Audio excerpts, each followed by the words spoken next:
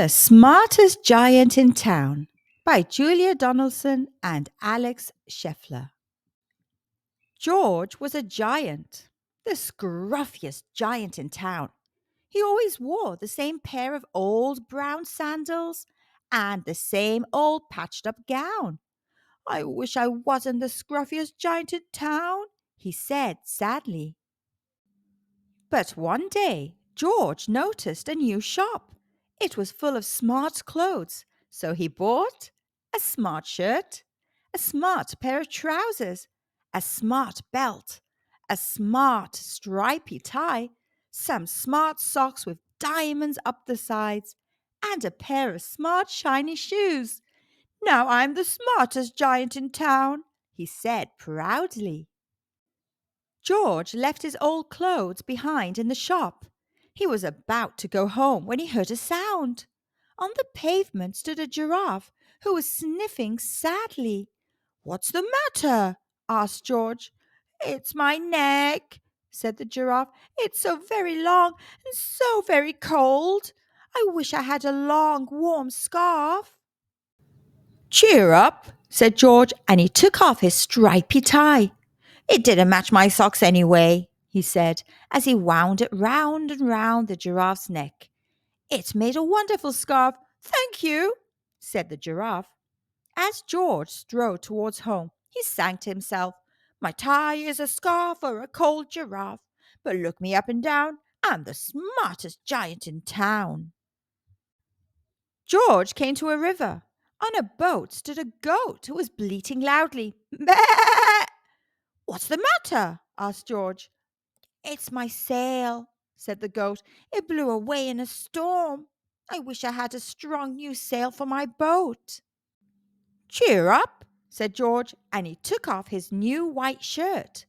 "It kept coming untucked anyway," he said, as he tied it to the mast of the goat's boat.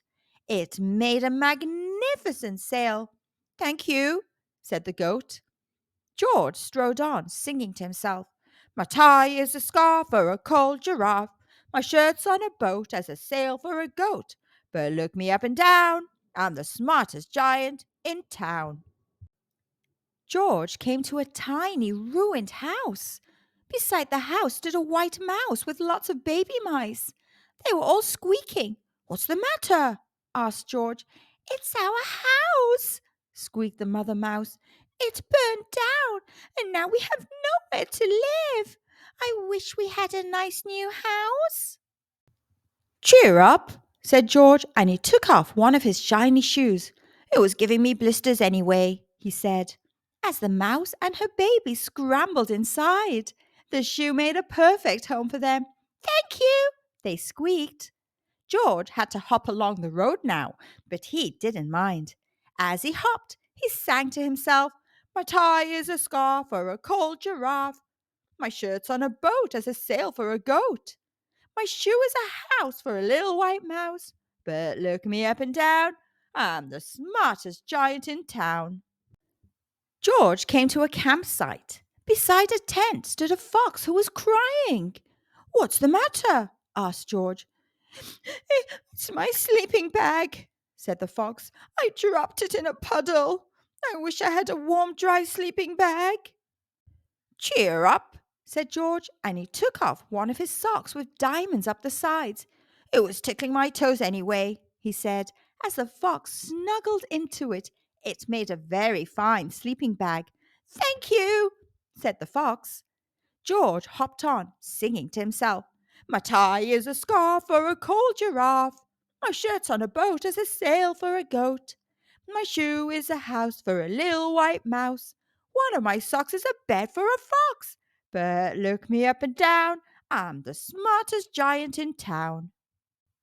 George came to a big squelchy bog. Beside the bog stood a dog who was howling.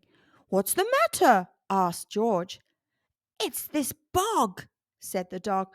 "I need to get across, but I keep getting stuck in the mud. I wish there was a safe, dry path." "Cheer up," said George, and he took off his smart new belt. "It was squashing my tummy anyway," he said, as he laid it down over the bog. It made an excellent path. Thank you, said the dog. The wind started to blow, but George didn't mind. He hopped on singing to himself. My tie is a scarf for a cold giraffe. My shirt's on a boat as a sail for a goat. My shoe is a house for a little white mouse. One of my socks is a bed for a fox. My belt helped a dog who was crossing a bog. But my trousers are falling down. I'm the coldest giant in town. Suddenly, George felt sad and shivery and not at all smart. He stood on one foot and thought, I'll have to go back to the shop and buy some more clothes, he decided. He turned round and hopped all the way back to the shop. But when he got there, it was closed. Oh no, cried George. He sank down onto the doorstep and a tear ran down his nose. He felt as sad as all the animals he had met on his way home. Then, out of the corner of his eye, he saw a bag with something familiar poking out of the top. George took a closer look. My gown! He yelled. My dear old gown and sandals! George put them on. They felt wonderfully comfortable. I'm the coziest giant in town, he cried, and he danced back home along the road. Outside his front door stood all the animals he had helped. They were carrying an enormous present. Come on, George, they said. Open it. George untied the ribbon. Inside was a beautiful gold paper crown and a card. Look inside the card, George, said the animals. George put the crown on his head and opened the card. Inside it said, Your tie is a scarf for a cold giraffe. Your shirt's on a boat as a sail for a goat. Your shoe is a house for a little white mouse. One of your socks is a bed for a fox. Your belt helped a dog who was crossing a bog. So here is a very fine crown to go with the sandals and gown of the kindest giant in town. The end. Thank you, kids, for listening.